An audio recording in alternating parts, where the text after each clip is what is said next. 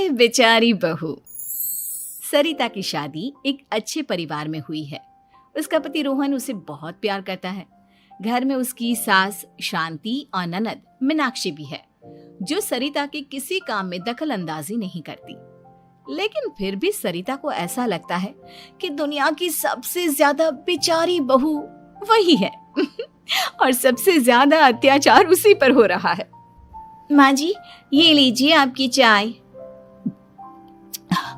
अरे बहू, तूने इतनी ज्यादा चीनी क्यों डाल दी चाय में? हाय हाय माँ जी, मैंने तो उतनी ही मीठी बनाई है जितनी मीठी आपको पसंद है। माँ जी, आपको तो मेरे हाथ की चाय अच्छी ही नहीं लगती। जब देखो कुछ न कुछ कमी निकाल ही देती हो। अरे बहू, तू एक बात के पीछे ही पड़ जाती है। मैंने ऐसा कब कहा कि तू रोज चाय खराब बनाती है? सरिता अपने कमरे में चली जाती है और फोन उठाकर अपनी माँ से बात करती है। हेलो माँ, कैसी हो आप? क्या कर रही हो? मैं तो ठीक हूँ, पर तू बता, तेरा मूड कैसा है? तेरी आवाज से लग रहा है कि कुछ तो हुआ है तेरे ससुराल में। अरे क्या बताऊँ माँ, यहाँ तो हर समय मेरे साथ बहुत बुरा व्यवहार होता है। मैंने अपनी सास के लिए इतनी अच्छी चाय बनाई, लेकिन मेरी सास चाय पीते ही मुझे 4 बातें सुना दी। बेटी, तू इतनी छोटी छोटी बातों पर ध्यान ही क्यों देती हो? तुम्हारी सास ने कुछ बोल भी दिया तो क्या हो गया, वो बड़ी है ना तुझसे। माँ ने इतना समझाया, लेकिन इस बात का सरिता पर कोई असर नहीं हुआ। अपनी बेचारी बहू की छवि वो बदलना ही नहीं चाहती। अगली सुबह सब नाश्ते की टेबल पर बैठकर नाश्ता कर रहे थे, तभी सरिता ने अपने पति से कहा, सुनिए जी, मुझे ना आज बाजार से कुछ सामान लेकर आना है। आज आप ऑफिस से आने के बाद मुझे लेकर चलना ना। भाभी, मुझे भी कुछ किताबें खरीदनी है। आप दोनों जा ही रहे हो तो मेरी किताबें भी ले आना। लो, अभी तो बात ही की है बाजार जाने की, तो एक फरमाइश आ गई। माँ जी, आप भी बता दो कुछ, और हाँ, मोहल्ले वालों से भी बोल दो अगर वो कुछ मंगवाना चाहते हो तो। बेचारी मीनाक्षी अपना सा मुंह लेकर रह गई। ये सब देखकर रोहन से चुप नहीं रह गया और वो गुस्से में बोला, सरिता, क्या हो गया है तुम्हें? मीनाक्षी ने तो सिर्फ किताबों के लिए बोला है। तुम्हें मीनाक्षी से इस तरह से बात नहीं करनी चाहिए। माफी मांगो उससे अभी। क्या? मैं माफी मांगू? दिन भर आपके घर के काम करूं मैं, आपकी और आपके घर वालों की बातें सुनूं मैं, और अब माफी भी मैं मांगू? ऐसा कभी नहीं हो सकता। ये बोलकर सरिता वहां से चली जाती है। एक दिन उनकी पड़ोसन घर आती है। अरे सरिता, क्या कर रही है? और क्या करूंगी भाभी जी, बस घर का काम ही कर रही हूँ। आप बताओ कैसे आना हुआ? अरे मैं तो तुम्हारा हालचाल पूछने आई थी, लेकिन तुम तो बिजी लग रही हो। कोई बात नहीं, मैं बाद में आ जाऊंगी। और क्या करूं भाभी जी, जब से शादी होकर आई हूँ ना, बस काम ही कर रही हूँ। और इस घर में ना कोई मेरी कदर नहीं करता। पति है जो बस घर से ऑफिस, ऑफिस से घर। ननद को तो कॉलेज से फुर्सत नहीं। बची सास तो उनका सारा समय मेरी गलतियां निकालने में लग जाता है। अरे ये क्या कह रही हो सरिता? तुम्हारी सास तो पूरे मोहल्ले में तुम्हारी तारीफ करती फिरती है कि तुम बहुत अच्छी हो, पूरा घर तुम्ही ने संभाल रखा है। हाँ तो क्या हुआ, इसमें गलत क्या कहती है? सच्ची तो कहती है। मेरी मर्जी के बिना इस घर का पत्ता भी नहीं हिलता। शाम को जब रोहन घर आया तो उसने सबसे कहा, कल हम सबको मौसी जी के घर जाना है। उनकी बेटी की शादी है। सब अपनी अपनी पैकिंग कर लो, सुबह होते ही निकल जाएंगे। और सरिता, तुम कान खोलकर सुन लो, वहां जाकर किसी की बुराई भलाई शुरू मत कर देना, नहीं तो मुझसे बुरा कोई नहीं होगा। हाय हाय जी, आप तो ऐसे कह रहे हो जैसे मैं सुबह शाम सबकी बुराई करती फिरती हूँ। आज तक कोई कह नहीं सकता कि मैंने किसी की पीठ पीछे किसी के बारे में कोई बुरी बात बोली हो तो। अरे बस बहू, बात को और ज्यादा आगे मत बढ़ा। हमें सब पता है तू हमारे साथ क्या व्यवहार करती है। ये बात घर तक रखना, शादी में किसी को कुछ मत बोलना, नहीं तो सब कहेंगे कि शांति की बहू कितना बोलती है। हाँ हाँ, सब कुछ तो मैं ही बोलती हूँ ना। आप लोग तो हर समय फूलों की बारिश करते रहते हो मेरे ऊपर।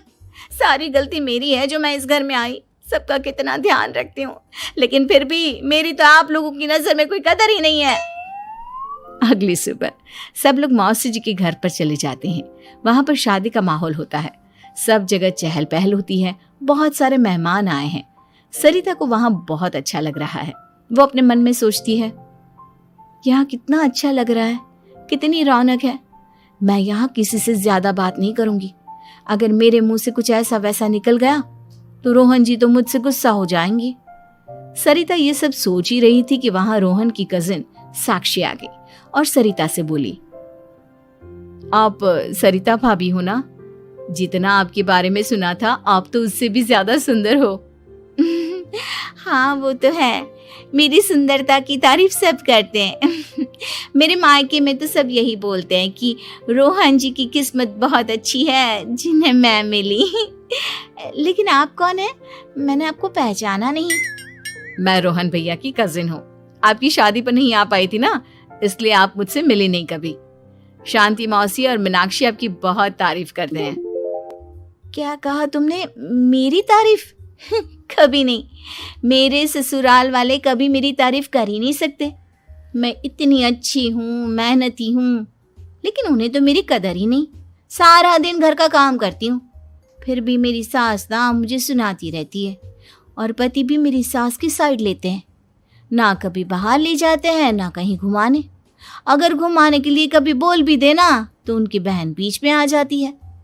मैं कैसे रह रही हूँ उस घर में, ये मैं ही जानती हूँ। सरिता की ये बातें सुनकर साक्षी को बड़ी हैरानी हुई। अब वो हर किसी के सामने अपनी बढ़ाई और ससुराल वालों की बुराई करने लगी। रोहन और शांति को सरिता पर बहुत गुस्सा आया, लेकिन वो चुप रहे। अगले दिन जब वो अपने घर पर आए, सरिता, तुमने क्यों सबके सामने मेरी इज्जत का तमाशा बनाया? तुमसे बोला था ना कि चुप रहना। अजी ऐसा भी क्या कह दिया मैंने जो इतना भड़क रहे हो? तुम जहां जाती हो अपना रोना शुरू कर देती हो, कभी किसी दूसरे की बात ही नहीं सुनती, बस अपनी कहती रहती हो। तुमने सबके सामने हमारा तमाशा बनाकर रख दिया है। हे भगवान, मुझे अपने पास बुला ले। जिस घर में मेरी कदर ही नहीं, उस घर में मेरा क्या काम? अरे क्या करूंगी मैं यहाँ रहकर? जो भी आता है मुझे सुनाकर चला जाता है। मैं तो किसी से कुछ नहीं कहती। सीधी सादी बहू मिल गई है ना सबको, तो जो जी में आए वो करो।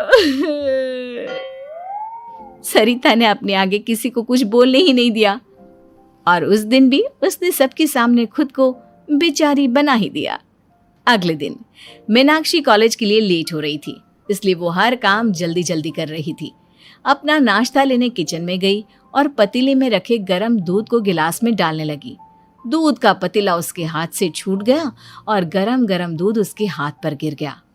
ओए माँ, हाय मेरा हाथ, माँ मेरा हाथ जल गया। मीनाक्षी की आवाज सुनकर सरिता दौड़ती हुई आई। ये क्या किया तुमने? तुम्हें नाश्ता चाहिए था तो मुझसे बोल देती, मैं क्या मना करती थी? अब पता नहीं कितने दिन की मुसीबत पाल ली तुमने। सरिता मीनाक्षी को उसके कमरे में ले गई और उसका बहुत ख्याल रखा।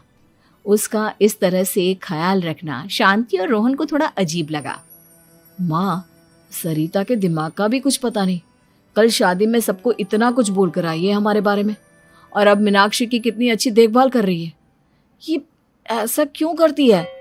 बेटा, तेरी बीवी की ना आदत हो गई है सबके सामने खुद को बेचारी दिखाने की, और आदत इतनी जल्दी नहीं बदलती।